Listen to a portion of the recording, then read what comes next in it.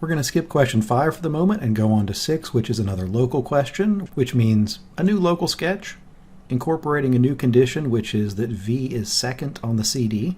Of course, if V is second, it's going to put S in front of it, according to Rule 1. And then we're going to be left with 3 pieces again, T, R, and W.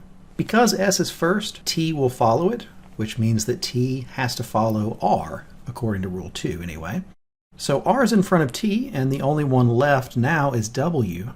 W is not allowed to be in between R and T, which means that R is in front of T is going to become R is immediately in front of T. And then the W can go in front or after. This is very similar to question 2. So there's going to be 2 ways that this could work out. It could be RTW or it could be WRT. So that'll be the sketch. This is another could be true question, so we're going to be looking for something that could be true, getting rid of anything that can't.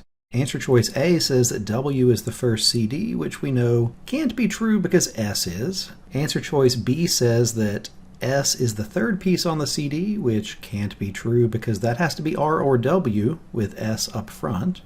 Answer choice C says that T is the third piece, which can't be true because that's got to be W or R. T, remember, has to follow R. Answer choice D says that R is the fourth piece, which that could be true. The RT block could go 4-5 with W in front of it. That is our answer. So why is E wrong? Well, it says that R is the last piece, which we know can't be true. R has to have a T after it at least. It could have a W after it, but it can't be last. So the answer is answer choice D.